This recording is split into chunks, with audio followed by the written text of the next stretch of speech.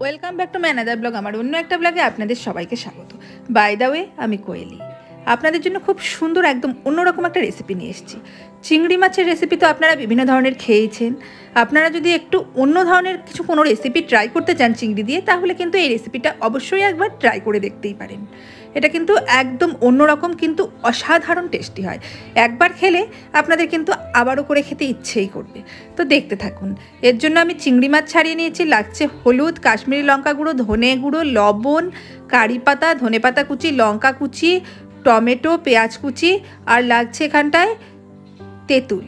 আর একটা গুঁড়ো মশলা, সেজন্য একটু ফোড়নের জন্য লাগছে ধনে, মেথি, সর্ষে আর শুকনো লঙ্কা। প্রথমে চিংড়ি মাছটাকে একটু ম্যারিনেট করে নিতে হবে। আর দেখলেন তো, একদম ঘরোয়া উপকরণ কিন্তু আমি নিয়েছি।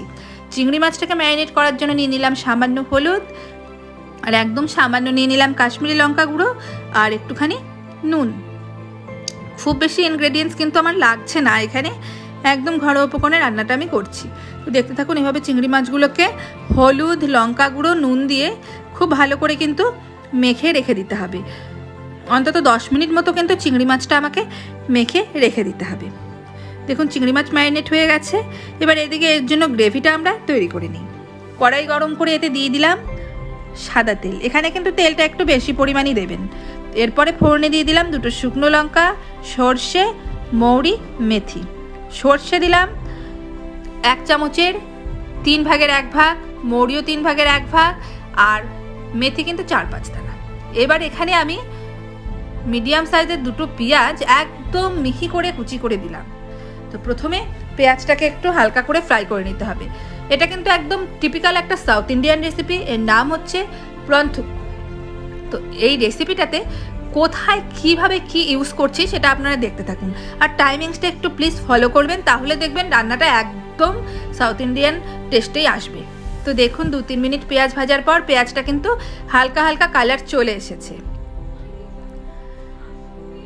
এইবার এখানটা দিয়ে দিলাম একটু কারি পাতা, আর দিয়ে দিচ্ছি চেরা কাঁচা লঙ্কা ঝালের জন্য। তো কারি পাতা দিয়েও কিন্তু খুব একটা বেশিক্ষণ ভাজা যাবে না, কারণ কারি পাতা দিয়ে যদি আপনারা বেশি ভাজেন, তাহলে কিন্তু এর যে অ্যারোমাটা আছে বা যে সেন্টটা আছে সেটা কিন্তু নষ্ট হয়ে যাবে।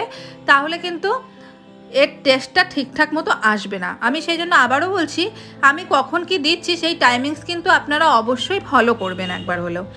তো দেখুন বন্ধুরা, আমি কারি পাতা এবং লঙ্কা দিয়ে পেঁয়াজটা কিন্তু আবারও একটু ভালো করে 2 মিনিট মতো ভেজে নিলাম।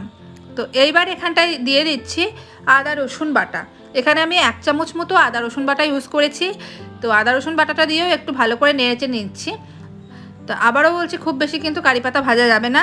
আদা রসুন বাটাটার কাঁচা গন্ধ কাটা অবধি হালকা করে একটু ভেজে নিতে হবে।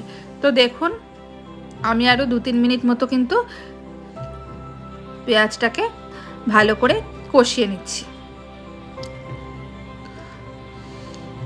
2-3 মিনিট পর ফিরে এলাম বন্ধুরা। দেখুন, আমার কিন্তু পেঁয়াজও কষে গেছে, এদিকে আদা রসুনের কাঁচা গন্ধ কিন্তু আমার মোটামুটি কেটে গেছে। এবার এখানে গুঁড়ো মশলাগুলো দিয়ে দিতে হবে। গুঁড়ো মশলা বলতে দিয়ে দিচ্ছি 1/2 চামচ হলুদ, 1 চামচ নুন, আর দিয়ে দিচ্ছি 1 চামচ ধনে গুঁড়ো 1 চামচ, আর দিয়ে দিচ্ছি 1 চামচ কাশ্মীরি লঙ্কা গুঁড়ো। তো দিয়ে খুব ভালো করে মশলাটা একটু নাড়াচাড়া করে নিতে হবে। আর রান্নাটা কিন্তু একদম লো ফ্লেমে করতে হবে, তাহলে কিন্তু গ্রেভিটা খুব সুন্দর হবে এবং খেতেও ভালো লাগবে। তো দেখুন বন্ধুরা, আমি 2-3 মিনিট কিন্তু কষিয়ে নিয়েছি। মশলা থেকে কিন্তু হালকা হালকা তেল ছাড়ছে, দেখাই যাচ্ছে। এই পর্যায়ে এখানটায় দিয়ে দিতে হবে টমেটো কুচি। এখানে আমি মিডিয়াম সাইজের 2টো টমেটো আমি কুচি করে নিয়েছি। তো টমেটো কুচিটা দিয়ে আবারও কিন্তু খুব ভালো করে নাড়াচাড়া করে নিতে হবে। মানে টমেটো কুচিটা দিয়েও কিন্তু আমাদেরকে একটু ভালো করে মশলাটা কষিয়ে নিতে হবে, যতক্ষণ না পর্যন্ত টমেটোর কাঁচা গন্ধ কেটে যায়। আপনারা কিন্তু এই প্রসেসটা একদম মিডিয়াম টু লো ফ্লেমেই করবেন। তো 2-3 মিনিট পর ফিরে এলাম বন্ধুরা। দেখুন, টমেটোটা কিন্তু একদম গলে গেছে। দেখতেই পাচ্ছেন যে টমেটোও গলে গেছে, আর মশলার থেকে কিন্তু হালকা হালকা তেল তেল ছেড়ে এসছে। এদিকে আমি যে তেঁতুলটা নিয়েছিলাম সেটা কিন্তু জলে গুলে পাল্প করে নিয়েছি। সেই পাল্পের 1 চামচ পাল্প আমি এখানটায় অ্যাড করে দিলাম। যেহেতু এটা সাউথ ইন্ডিয়ান রেসিপি, এটা কিন্তু একদম খুবই গুরুত্বপূর্ণ একটা ইনগ্রেডিয়েন্টস তেঁতুলের পাল্প। তো তেঁতুলটা দিয়ে আমি আরও ভালো করে একটু নাড়াচাড়া করে মশলাটাকে কষিয়ে নিচ্ছি। তো দেখুন বন্ধুরা, মশলা কিন্তু আমার কষা হয়ে গেছে। যেহেতু আমি এটাকে একটু সেমি গ্রেভি করব, এই জন্য কিন্তু আমি ছোট ছোট বাটির 2 বাটি জল আমি এখানটায় ইউজ করে দিচ্ছি। তো আপনারা যে ধরনের গ্রেভি পছন্দ করেন সেই পরিমাণে আপনারা কিন্তু জলটা ইউজ করবেন। 2-3 মিনিট পর ফিরে এলাম বন্ধুরা। দেখুন ঝোলটা কিন্তু খুব সুন্দর ফুটে গেছে। এই সময় কিন্তু আমাদের এখানে অ্যাড করে দিতে হবে যে প্রনগুলো আমরা ম্যারিনেট করে রেখেছিলাম।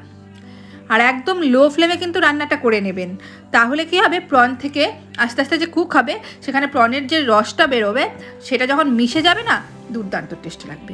5 মিনিট কষিয়ে নিয়ে ফিরে এলাম বন্ধুরা। দেখুন আমার গ্রেভি কিন্তু একেবারে কমপ্লিট, দেখতেই পাচ্ছেন কি সুন্দর লাগছে। আর ওপর দিয়ে একটুখানি ধনেপাতা কুচি ছড়িয়ে আমি গার্নিশ করে নেব। দেখো বন্ধুরা, দেখুন ধনেপাতা দিয়ে আবারও একটুখানি নাড়াচাড়া করে নিচ্ছি।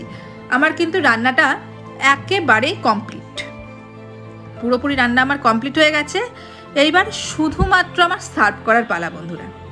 আপনারা চাইলে এই সময় কিন্তু কারি পাতা দিতেই পারেন। এদিকে দেখুন আমি প্লেটে কিন্তু সার্ভ করে নিয়েছি, ওপর দিয়ে সামান্য ধনেপাতা কুচি দিয়েছি। দেখতে পাচ্ছেন তো বন্ধুরা কি দুর্দান্ত লাগছে, যেমনি দেখতে তেমনি অসাধারণ টেস্ট হয় বন্ধুরা। আমি সবাইকে রিকোয়েস্ট করব বন্ধুরা, এই অন্য ধরনের রেসিপিটা আপনারা একবার হলেও ট্রাই করুন। আমি গ্যারান্টি দিয়ে বলতে পারি প্রত্যেকের ভালো লাগবেই লাগবে। আর ভিডিওটা কেমন লাগলো আমাকে অবশ্যই কমেন্ট করে জানাবেন। আরও বেশি করে আমার চ্যানেলকে শেয়ার করে দেবেন, সাবস্ক্রাইব করবেন, কমেন্ট করবেন। আমার চ্যানেলের পক্ষ থেকে সবাইকে ধন্যবাদ।